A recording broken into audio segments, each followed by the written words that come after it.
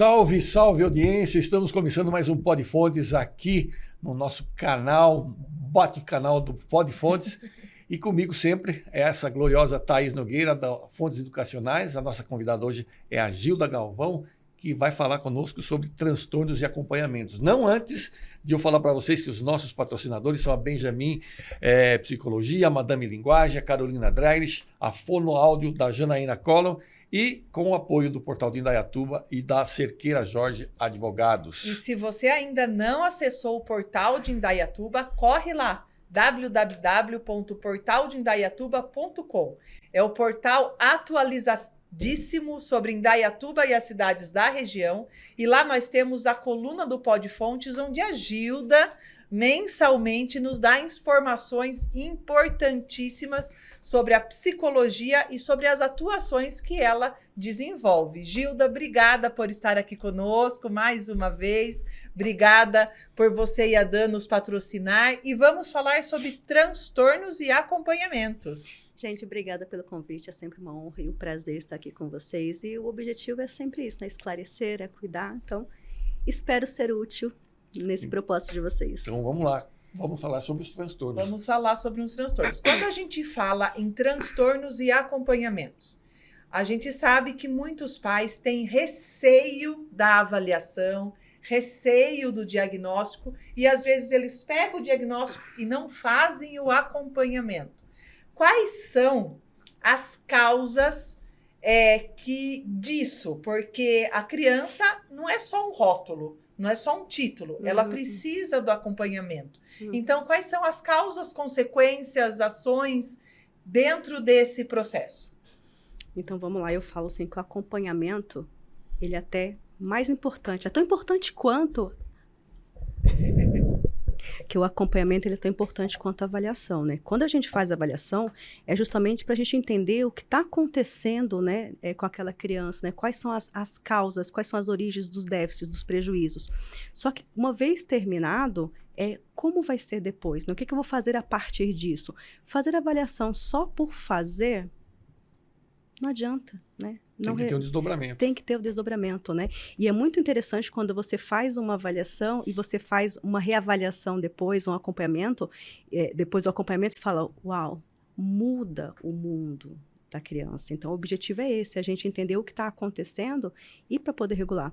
Vou até colocar aqui, por exemplo, eu fiz uma reavaliação recentemente de menino autista. A gente sabe que o quão é difícil as terapias para uma criança autista, que são muitas, né? Tem o protocolo ABA, que sim, cada protocolo é feito de acordo com cada criança, tem que ser específico. Então, quando você olha o primeiro laudo dele, que não fui eu que fiz, eu só peguei, que comparei com o de agora, eu falei, uau, é outra criança, evoluiu. E a ideia é essa, é que a gente, a partir daquele momento, a gente evolua, né? Que a criança evolua, senão não adianta. Já chegou muitos casos para mim que a mãe fez uma avaliação, os pais, né, de modo geral, e não fez o acompanhamento. Não adiantou, não é rótulo.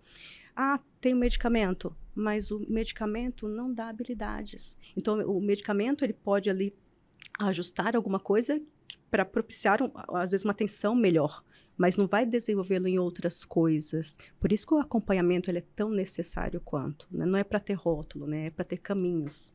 Porque muitos pais, quando me procuram depois de um diagnóstico, mas ele está medicado, tem mesmo que fazer o acompanhamento psicopedagógico? Eu falo, tem. Porque não é porque ele está medicado que a medicação vai fazer com que o cérebro dele aprenda as estratégias para ele viver o dia a dia, né? Porque assim, vamos pegar um déficit de atenção, tipo desatento, que toma a medicação para atenção. Tá, ele está mais ligadão na atenção. Mas e a estrutura de rotina? Mas como ele vai estudar se antes ele não sabia estudar? Como ele vai aprender a estudar, a organizar a rotina, se já é adulto no mercado de trabalho? Como que ele vai lidar com todos os programas, com todas as informações? Se é uma criança TDAH no tipo hiperativo, a medicação vai diminuir aquela ansiedade, aquela questão da agitação, mas também precisa de estratégias. Exatamente. Né? Tomou remédio, ficou mais calmo. Ok, então vamos aproveitar esse momento de calmaria que o remédio ajuda, né? E vamos colocar o que precisa ser feito, né? O que precisa ser treinado, né? Qual o planejamento? Precisa fazer um roteiro, né, de como Sim. auxiliá-lo. E qual tipo de transtorno é o mais recorrente? O mais recorrente, TDAH. TDAH. TDAH realmente é o que mais aparece. Só que também nem tudo é TDAH. Chega muita hipótese de TDAH e às vezes não é. Mas, assim, se a gente for colocar estatisticamente, o que mais tem mesmo é o TDAH. No programa da semana passada, nós falamos sobre a influência da inteligência artificial, dos computadores na vida dos adolescentes e a responsabilidade dos pais de controlar tudo isso. Hoje, no Espaço Fontes, e acredito que com você também lá, a gente observa que muitos desses transtornos, das hipóteses que estão vindo errada, é pelo abuso da Das rede telas. social, Da da rede social. internet, dos jogos, Exatamente. né? Porque o pai fala assim, ai, ele veio e ele fica cansado de estar com você. Daí eu faço a pergunta, mas ele fica cansado de jogar no videogame o dia inteiro? Ele fica cansado de um estímulo diferenciado que não vai fazer bem para a saúde dele? Então tem muito disso também, né, Gilda? Tem muito disso, porque uma criança na tela, os pais conseguem fazer outras coisas, então, teoricamente, ele está calmo, né, mas, na verdade, está ali acelerando o cérebro, agitando, né, com os estímulos. São duas coisas que eu sempre falo com os pais, né? Primeiro, sim, tela zero. Tela zero. Ou você pode colocar a tela como uma forma de recompensa, né? Porque às vezes a criança faz alguma coisa, você vai e pune, dá uma punição, você vai ficar sem tela. Não é isso. Tem que ser o inverso, né? Se você tiver um comportamento X, Y, fazer os acordos primeiros, né? Aí você pode ter 1 hora de tela, né? Então, assim, não o tirar, porque aí, né, toda punição funciona durante algum tempo, mas depois fica ali uma coisinha aversiva. Quando você faz o inverso, né? Como premiação, né? Então, se você fizer isso corretamente, de acordo com o planejamento, aí você tem. Mas tem que ser dosado, tem que ser um período X, não é para ficar o dia inteiro, né? E eu falo nem só as telas, né? Tem muitas coisas que não é... Como fala? Não é voluntário, não sei se essa é bem a palavra, mas é por não perceber, né? Eu falo que as telas é uma coisa que os pais não percebem impacto, mas tem uma outra coisa que os pais também não percebem, que é a agitação deles. Sim. Chega também muita coisa na clínica, criança ansiosa. Tá? E de onde que vem a ansiedade? Então, primeiro a gente tem que pensar que a ansiedade, ela pode ser natural patológica. O que é uma ansiedade natural? Que todo ser humano tem. Eu tenho um evento, né? Então, antes daquele evento, eu fico um pouquinho. Passou o evento, eu acalmei. Então, ok, é natural, é normal. Agora, o patológico é se eu me agito sem uma razão específica, né? Estou sempre ansioso, estou sempre na correria, estou sempre com taquicardia, com a sudorese, né? Com aquela agitação mental. Então, essa é patológica. E muitas vezes chega as crianças com ansiedade patológica. Mas de onde que vem? Então, a gente tem que pensar primeiras coisas. Excesso de demanda, né, que às vezes você faz com que a criança tenha uma vida de adulto com muita agenda, com muita coisa, as crianças precisam de tempo para brincar. Tem crianças que elas têm a necessidade da terapia, sim, por causa do diagnóstico, tem a necessidade. Os pais têm que fazer com que essa rotina seja fluida e não chegar, corre para lá, corre para cá, aí para as crianças chegar... Tá perdendo horário aqui, tá perdendo horário ali. E aí as crianças chegam também agitadas, porque ela tem que ir para aqui, você tem que correr para outro, tem que correr para... Calma. Se a criança tem que fazer as terapias, é importante que ela chegue com calma, faça o processo e saia, que não transmita para ela aquela correria que você tem do dia a dia, porque isso transfere demais para a criança. Sim. Importante que os pais sentem com as crianças para brincar, porque repare, hoje em dia, né, a maioria das famílias só tem uma criança, né? Antigamente tinham mais crianças, então elas tinham ali contatos ali no dia a dia com várias crianças, com os irmãos. Hoje o contato que ela tem é na escola. Né? E aí, na vida dela, ela não tem mais aquele contato do tempo do brincar, que é natural para a idade. E não é nenhuma crítica, não. Cada um tem a quantidade de filho que quiser, não é isso. Mas é porque eles não têm mais aquela rotina do brincar, né? Do estar ali na natureza, com o pé na areia, com as brincadeiras básicas de brincar na rua. Quando elas estão com telas. Sim. Elas precisam de mais tempo para brincar de fato. Brincar com não brinquedo. Na tela. Brincar brinquedo. Manusear, jogar bola, andar de bicicleta, coisas que realmente ao ar livre.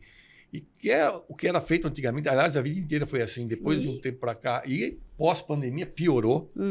Todo mundo na telinha. Piorou muito. Então, as crianças estão muito mais dentro de casa, dentro do quarto, né? Tem até aquele que a gente fez lá, né? As crianças, a geração do quarto fechado, né?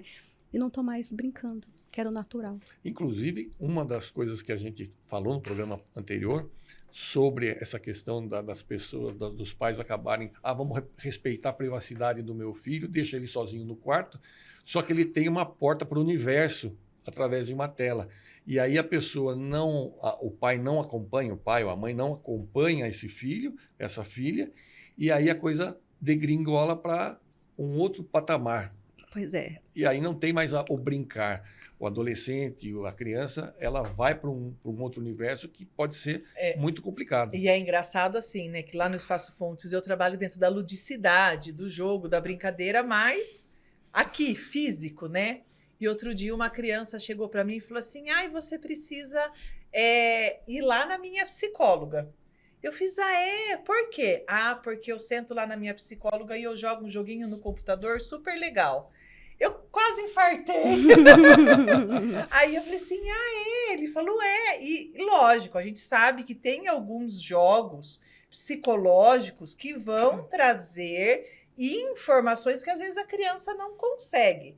Mas, por outro lado, me deu uma batida, assim, de percepção e de acompanhamento. Fiz, espera lá, se o intuito de uma criança com transtorno, independente de qual seja, é trazê-lo para a realidade, pro dia a dia, por que eu vou estar numa sessão de 40 minutos com um jogo no computador? Não está interagindo. Não tem a interação, não tem esse processo. E aí, conversando com a psicóloga, ela me relatou, então, eu estou até pensando em parar o suporte com ele, porque eu não consigo conversar com ele se eu não tiver o computador. Aí eu falei para ela, então, Caramba. Realmente pare, porque vamos buscar uma outra forma, ou você faz uma especialização que busque uma outra forma, né? Põe um dominó na mesa, será que essa criança não precisa jogar a paciência no computador? Põe o baralho na mesa, né? Traz isso para a criança, uma experiência diferente para a criança, né? E assim, já perdeu ali o reforço, né? Porque quando você começa um processo terapêutico, uma avaliação, o que a gente tem que fazer são, a primeira coisa, é acordo com as crianças. Vamos fazer isso, né? Então, vão ter testes, vão ter jogos e vai ter brincadeiras mais... Quer dizer, a brincadeira ela vai ser depois, né? Primeiro você faz aquilo que está programado na sessão e depois você dá o bônus. Agora, essa criança já chega com vou jogar, né? E, assim, é curioso, porque, assim, sim, existem plataformas que auxiliam, né, com crianças com dificuldade de aprendizagem, com transtorno, que elas são aptas para isso, né? Então, vamos falar assim, a plataforma Afinando o Cérebro, ela é maravilhosa, vários fonoaudiólogos usam, que a criança tem a telinha ali, mas ela tem um fonezinho de ouvido e que ela está ali estimulando o auditivo. Eu tenho que ter um porquê de estar usando uma plataforma. Então, assim, pelo que você me colocou, tá lá jogando aleatoriamente. Não. Então, assim, tem plataformas que são corretas e são apropriadas, né? Tem a NeuroApp também, que ela é interessante nesse propósito, né? Que ela vai ali direcionar a atenção, o controle inibitório, que são específicos, mas eles são... Você tem que planejar a sessão e ela não é para fazer também todo dia, né? Até a NeuroApp e a Afinando o Cérebro são plataformas que eu uso, mas eu uso atividade de casa. Por quê? Porque eu não consigo fazer mais de uma sessão semanal com a criança. Aí eu falo assim, então eu preciso fazer alguma atividade. Então, vou treinar atenção? Eu posso treinar atenção com Afinando o Cérebro. Então, normalmente são atividades que eu coloco. Mas tem que ter um planejamento, não é só chegar numa sessão que é o objetivo. Primeiro, ou da criança colocar para fora as questõezinhas dela, né? Ou, às vezes, tá ali brincando, desenvolvendo alguma habilidade, do que colocar só numa tela que não faz diferença. A tela pode ficar em casa. Que não, poder não pode, né? Mas já tem outros campos. Né? Mas já tem outros campos, lugares para ir, não é um ambiente. Eu fico imaginando aqui, outro dia nós tivemos um temporal aqui na cidade, e simplesmente caiu energia e caiu das torres de internet também. Então nós ficamos praticamente, pelo menos no bairro onde eu estava, 2 horas sem energia. Em casa 4. Sem energia, sem internet, nem pelo celular, porque as torres, os sítios, né, de internet também ficaram sem energia, né? E nós, adultos, tudo bem, nós trabalhamos em casa e tal, mas eu fiquei desorientado, porque não tinha o que fazer. Eu fico imaginando uma criança. Você falou isso, me lembrou naquele período que a gente teve o tornado aqui em Indaiatuba, pois né? Que a gente ficou separado do mundo, né?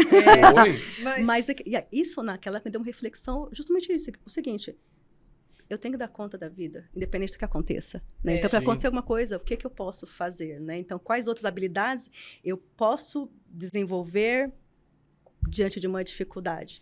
né? Aí, mas você pensa, uma criança, né, que ela só fica na tela. Pois é. Ela no mínimo surtou. Em casa a gente ficou no Bob Goods, né? Temos os livros, as canetinhas, e a Letícia, graças às avós, aprendeu a fazer crochê. Ai, que E linda. ela tem a lojinha dela de crochê, ela assiste os YouTubes e faz as receitas de crochê pelo YouTube. Então, a hora que acabou a força, eu fiquei no Bob Good e ela ficou lá crochetando. Aí eu falei, mas Letícia, não, mãe, essa receita eu baixou no celular e ficou escutando a moça falando tal ponto, e ela ficou lá crochetando.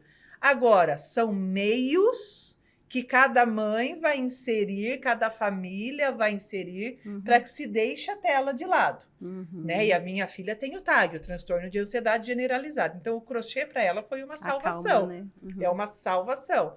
Agora, se a gente pensar numa criança que tem um autismo, nível 3 de suporte, ele não deveria nem ter as telas na vida dele, né, Gilda? Não deveria de jeito nenhum. Né? E falando em nível de suporte 3, né? Já que estamos falando de transtornos, né?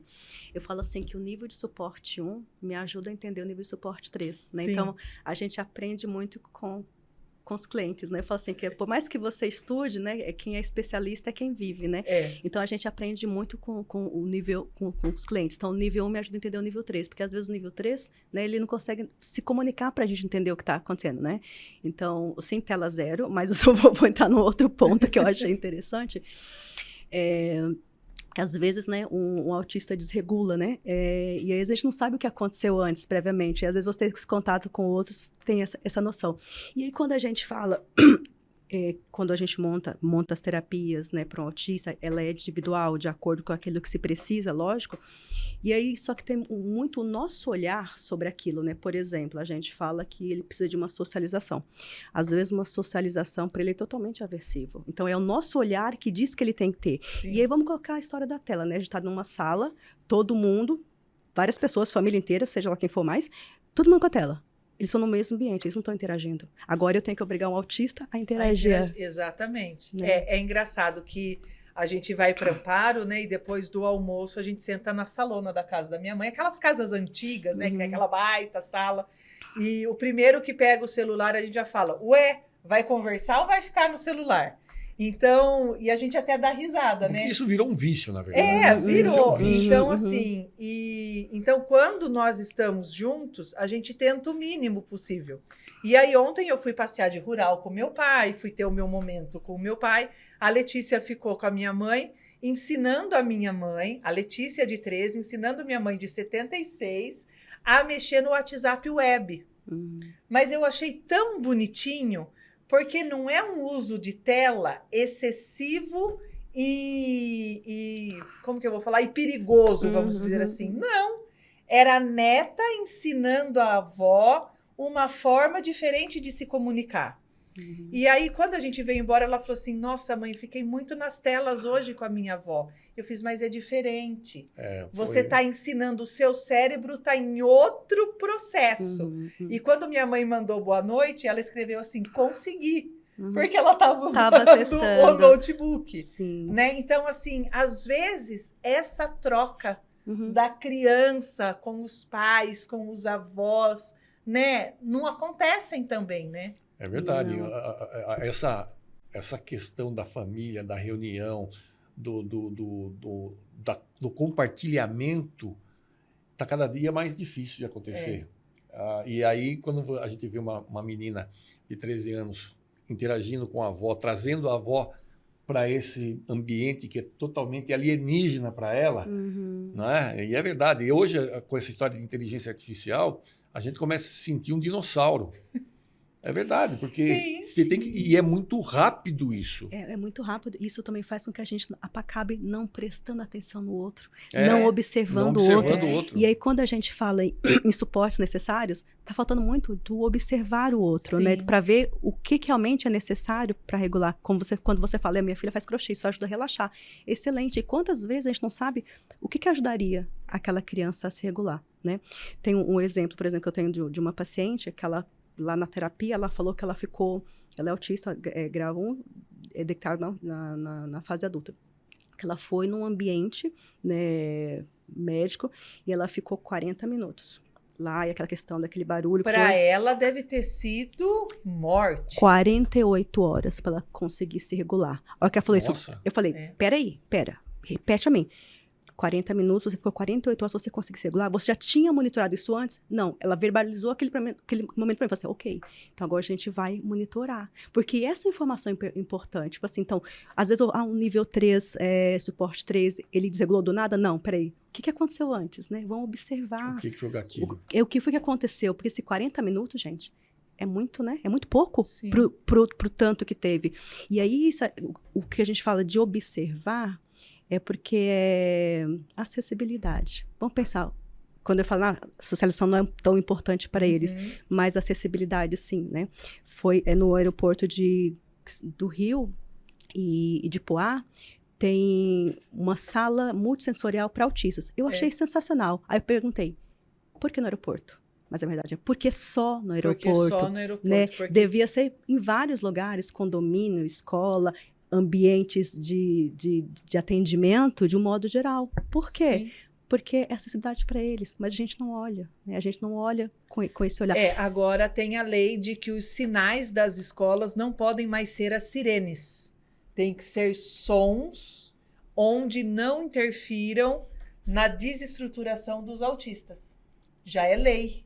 Não pode ser mais sirene. Não pode mais ser aquela sirene. Então, é achar um tipo de som em que a criança saiba que está trocando a aula, que está trocando o período, luminoso, mas que não interfira. Colocar um luminoso em cada sala. Um luminoso. Tem escolas que já trabalham com músicas instrumentais.